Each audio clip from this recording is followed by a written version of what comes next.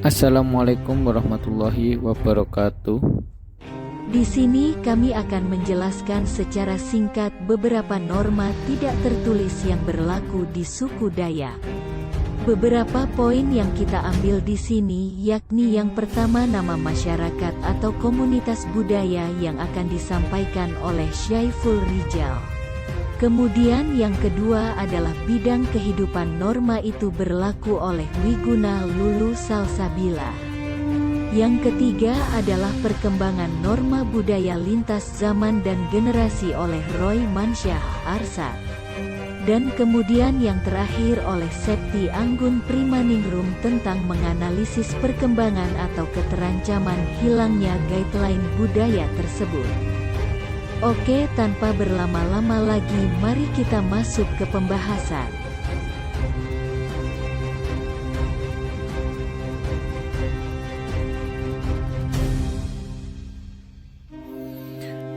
Oke, yang pertama adalah nama masyarakat dan komunitas budaya. Di mana di sini yang kita akan bahas adalah tentang suku Dayak. Dayak adalah nama penduduk asli Pulau Borneo yang saat ini masih banyak tinggal di pedalaman Kalimantan. Suku asli Dayak mempunyai budaya maritim atau bahari. Nama mereka banyak mempunyai arti dan hubungan dengan sungai. Hal ini karena ada banyaknya sungai yang terdapat di pedalaman Kalimantan. Arti kata Dayak itu sendiri masih bisa diperdebatkan. Dayak berarti manusia, sementara ada yang mengatakan bahwa kata itu berarti pedalaman. Orang-orang Iban menggunakan istilah Dayak dengan arti manusia, sementara orang-orang Tunjung dan Benua mengartikannya sebagai hulu sungai. Ada banyak suku Dayak di Kalimantan. Ada yang membagi orang Dayak dalam 6 rumpun. Ke-6 rumpun itu adalah rumpun Kalimantan alias Kalimantan rumpun Iban, rumpun Apokayan yaitu Dayak Kayan, Kenyah, dan Bahau rumpun Murut, rumpun Ordanum Ngaju, rumpun Bunan. Suku terbanyak adalah suku Dayak Kenyah. Suku ini ciri khasnya memiliki aksesoris sebagai perhiasan tubuh mereka. Umumnya, suku Dayak memiliki perhiasan berupa manik-manik yang terbuat dari batu alam. Bidang kehidupan norma yang berlaku di suku Dayak. Yang pertama adalah tradisi telingaan aru atau kuping panjang. Semakin panjang telinga, maka dinilai semakin cantik dan juga menunjukkan status bangsawan. Bagi laki-laki tidak boleh memanjangkan telinga di bawah bahu, sedangkan untuk perempuan boleh memanjangkan telinga hingga sebatas dada. Yang kedua adalah tedak. Tedak atau tato tidak bisa dibuat sembarangan. Semakin banyak tato, akan semakin terang dan jalan menuju alam keabdian semakin lapang. Merupakan tradisi mentato tubuh yang dilakukan oleh orang suku Dayak. Suku Dayak meyakini bahwa tato yang ditempelkan memiliki makna tersendiri seperti kekuatan, hubungan dengan Tuhan, perjalanan hidup, dan menandakan kedewasaan.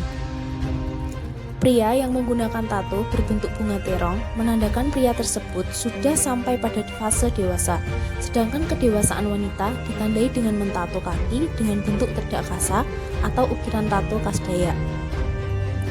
Baik tato pada lelaki maupun perempuan secara tradisional dibuat menggunakan duri buah jeruk yang panjang. Seiring dengan perkembangan zaman, tato dibuat dengan menggunakan beberapa buah jarum sekaligus. Hal yang tidak berubah adalah bahan pembuatan tato yang biasanya menggunakan jelaga dari periuk yang berwarna hitam. Hal yang ketiga adalah rumah adat suku Dayak. Hulu yang menghadap timur atau matahari terbit memiliki filosofi kerja keras untuk bertahan hidup dimulai dari matahari terbit sampai terbenam. Sedangkan hilirnya menghadap ke barat yang berartikan tidak akan pulang sebelum matahari terbenam. Dahulu masyarakat Dayak memiliki kepercayaan bahwa Tuhan atau yang biasa disebut Jubata menciptakan manusia untuk hidup berdampingan. Oleh karena itu, masyarakat Dayak bergotong royong membangun sebuah rumah panjang dengan harapan seluruh masyarakat Dayak dapat selalu hidup berdampingan bersama di rumah panjang. Yang keempat adalah Mantaat Tumate. Tradisi suku Dayak jika ada orang yang meninggal berlangsung selama 7 hari. Jenazah yang ingin dikebumikan akan diiringi dengan musik dan tarian. Di tengah tradisi pemuka adat suku Dayak akan membacakan doa dan mantra untuk jenazah. Para warga akan memotong kayu yang nantinya akan dibuang untuk menghasilkan siang. Yang terakhir adalah agama. Agama yang dianut adalah Kaharingan. Kaharingan adalah kepercayaan atau agama asli suku Dayak di Kalimantan. Ketika agama-agama besar belum memasuki Kalimantan, keharingan artinya tumbuh atau hidup, seperti dalam istilah Danum Keharingan. Pada acara tertentu, tetua suku Dayak mengorbankan ternak seperti babi atau ayam yang darahnya dialirkan pada pohon yang dianggap suci. Perkembangan norma budaya lintas zaman dan generasi. Representasi Dayak sebagai identitas kultural masyarakat asli Kalimantan seringkali mengandung konotasi yang merendahkan dengan makna keterbelakangan, kebiasaan mengayau, animisme, bukan Islam hidup di pedalaman, di tengah hutan belantara, hulu-hulu sungai, membangun rumah panjang, hidup dengan cara berladang dan berpindah-pindah, bertelinga panjang dan bertatu, percaya magis, bergantung pada pengobatan tradisional dan lainnya. Bahkan orang Eropa menganggap orang Dayak sebagai suku bangsa yang berbahaya, barbar dan susah diatur. Menurut Faisal Amin tahun 2020 mencatat bahwa masyarakat suku asli Kalimantan Barat pada awalnya tidak akrab dengan sebutan Dayak karena tidak mengandung pengertian yang mewakili etnis atau suku bangsa. Tetapi penyebutan ini tidak dapat dihilangkan karena telah menjadi identitas kelompok yang banyak digunakan oleh orang luar untuk mengidentifikasi eksistensi dan eksotisme masyarakat suku asli Kalimantan. Jadi dahulu masyarakat Dayak memiliki kepercayaan bahwa Tuhan atau yang biasa disebut Jubata menciptakan manusia untuk hidup berdampingan. Oleh karena itu, masyarakat Dayak bergotong royong membangun sebuah rumah dengan harapan seluruh masyarakat Dayak dapat selalu hidup berdampingan bersama di rumah panjang.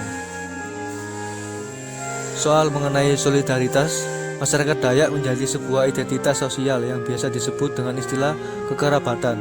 Nah, kekerabatan ini terjadi karena hidup solidaritas pada masyarakat suku Dayak, khususnya yang tinggal di rumah panjang, memiliki hubungan darah atau hubungan keluarga.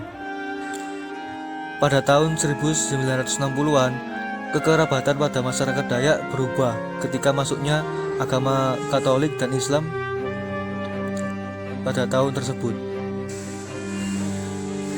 Pada tahun 1960-an tersebut terjadi juga kristenisasi massal sehingga sebagian besar suku Dayak beragama Katolik.